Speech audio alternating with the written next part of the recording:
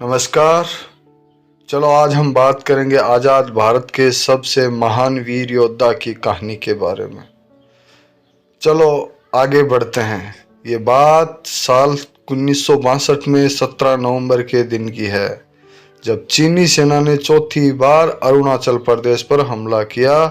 चीन का मकसद साफ था, अरुणाचल प्रदेश पर पूरी तरह कब्जा करना।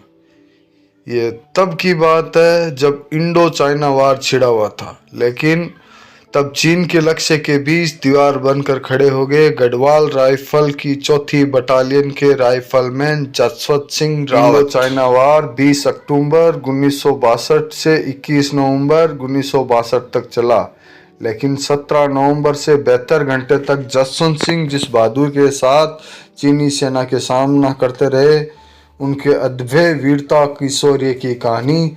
जसवंत सिंह को भारत माँ के गर्भ में पैदा होने वाले वीर थे।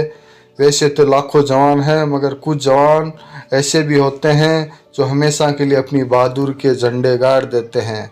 इनमें से एक नाम भारत माँ के आंचल उत्तराखंड की धरती पर जन्मे वीर जसवंत सिंह रावत की भी है। उनकी जैसी बहादुरी शायद आज तक के इतिहास में कोई ही कर पाया हो। इस वीर जवान की बहादुरी पर जितने शब्द बोलो उतने कम हैं, मगर फिर भी इनकी बहादुरी की सच्ची दास्तां को शब्दों में पिरोकर इनकी वीरता का बखान कर ही देता हूँ।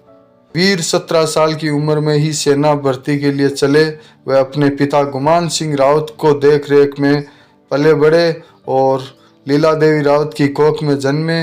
वीर जसवंत सिंह रावत का जन्म 19 अगस्त 1941 गढ़वाल उत्तराखंड में हुआ था। वीर जसवंत सिंह के अंदर देशभक्ति की इतनी भावना थी कि जैसे ही उनकी उम्र पूरी हुई, उनको भारतीय सेना में राइफलमैन पद पर शामिल कर लिया और अपने अदम्य साहस के साथ भारत माँ का ये वीर जवान 17 नवंबर 1962 चीन युद्ध में वीर गति को प्राप्त हो गया था। नूरानंग भारतीय चीन युद्ध 1962 जब हमला हुआ, तब सिर्फ एक ही राइफल थी। अपने तीसरे हमले में अरुणाचल प्रदेश के तवांग नामक स्थान पर महात्मा बुद्ध की मूर्ति के हाथों को काट कर ले जाने वाले चीनी सैनिकों ने जब 17 नवंबर 1962 को अरुणाचल प्रदेश पर कब्जा करने के लिए अपना चौथा और आखिरी हमला किया, तो उस वक्त वहां भारतीय सेना न तो युद्ध के लिए तैयार थी और न ही कोई रणनीति और न ही ज़्यादा जवान थे और न ही उनके पास कोई युद्ध करने वाली कोई मशीन, वाहन व अन्य यंत्र। सिर्फ एक राइफल थी। पोस्ट पर सिर्फ 3 ही जवान मौजूद थे, rifleman Jaswant Singh Rawat, lance Naik Trilok Singh Negi, rifleman Gopal Singh Gusain. इस वक्त जसवंत सिंह रावत ने एक बड़ा और अहम फैसला लिया कि कुछ भी हो जाए वापस नहीं जाएंगे, और उन्होंने लॉर्ड्स नाइक त्रिलोक सिंह नेगी और राइफलमैन गोपाल सिंह गुसाई को वापस भेज दिया और खुद नूरानांग की पोस्ट पर तैनात होकर दुश्मनों को बढ़ने देने का फैसला किया। जसवंत सिंह रावत ने अकेले ही 72 घंटे तक चीन के 300 दुश्मनों को मौत के घाट उतारा और किसी को भी आगे बढ़ने नहीं दिया। ये उनकी सूझबूझ के कारण ही संभव हो सका, क्योंकि उन्होंने पोस्ट की अलग अलग जगहों पर राइफल तैनात कर दी और कुछ इस तरह फायरिंग की कर रहे थे कि चीन की सेना को लग रहा था कि ये पूरी की पूरी बटालियन मौजूद है।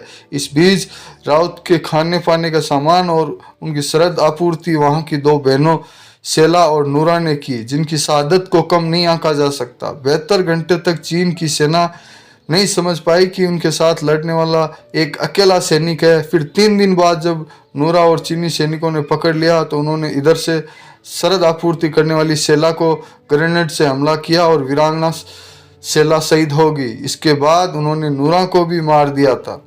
इतनी बड़ी शहादत से हमेशा के लिए जिंदा रखने के लिए आज भी नूरनाग में भारत की और अंतिम सीमा पर 2 पहाड़ियां हैं, जिनको नूरा और सेला के नाम से जाना जाता है। इनके बावजूद भी जसवंत सिंह रावत दुश्मनों से लड़ते रहे। सरहद आपूर्ति की कड़ी कमजोरी पड़ गई थी, तो जसवंत सिंह ने 17 नवंबर को 1962 को खुद को गोली मारकर अपने प्राण न्यौछावर कर दिए और भारत माँ की गोद में हमेशा के लिए अमर हो गए। फिर जब चीनी सैनिकों ने देखा कि 3 दिन तक एक ही सिपाही लड़ रहे थे, तो वो हैरान हो गए और जसवंत सिंह रावत का सर काटकर अपने देश ले गए। 20 नवंबर 1962 को जब युद्ध विराम की घोषणा की, जसवंत सिंह का शीश वापस लौटाया, बल्कि सम्मान स्वरूप कांच की बनी हुई जसवंत सिंह की मूर्ति भी भेंट की। जिस जगह जसवंत सिंह ने दुश्मनों के दांत खट्टे किए थे, उस जगह पर जसवंत सिंह के नाम का एक मंदिर भी बनाया गया और उस मंदिर में चीनी कमांडर द्वारा सौंपी गई जसवंत सिंह की मूर्ति को रखा गया। यहाँ से गुजरने वाला हर व्यक्ति उनको शीश झुकाता और जवान अपनी ड्यूटी पर जाने से पहले उनको नमन करता है। मानता है कि जब कोई जवान ड्यूटी पे सोता है, जसवंत सिंह रावत उनको थप्पड़ मारकर जगाते हैं और मानो उनके कानों में कहते हैं कि मुस्तैदी से अपनी ड्यूटी करो, देश की सुरक्षा तुम्हारे हाथों में है। कहा जाता है कि आज भी वर्दी पे फ्रेश और जूतों पे पॉलिश की जाती है। इसके नाम से नूरानाग में जसवंतगढ़ के नाम से एक जगह भी है जहां उनका बहुत बड़ा स्मारक है। वहां पर उनकी हर एक चीज को संभाल कर रखा गया है। पर रोज फ्रेश की जाती है और रोज उनके बूटों पे पॉलिश किया जाती है और रोज सुबह, दिन और रात का भोजन की पहली थाली जसवंत सिंह रावत को परोसी जाती है। आज जसवंतगढ़ इलाके की पूरी देखरेख सिख रेजिमेंट की 10वीं बटालियन के हाथ में है और जवान बताते हैं कि जब सुबह उठकर उनके कपड़ों को देखते हैं तो लगता है कि किसी ने उनको पहना है और उनके बूटों पे रोज पॉलिश की जाती है, मगर सुबह फिर लगता है मानो किसी ने पहने हो। जसवंत सिंह रावत भारत के पहले ऐसे जवानों उपरांत भी पदोन्नति दी जाती है। राइफलमैन जसवंत सिंह आज कैप्टन की पोस्ट पर है। आज भी उनकी पूरी तनख्वाह उनके परिवार को दी जाती है। वीर जसवंत सिंह रावत का लोहा सिर्फ भारत नहीं बल्कि पूरी दुनिया मानती है। हमें गर्व है ऐसे वीरों की भूमि में पैदा हुए हैं। वीर भोग्य वसुंधरा।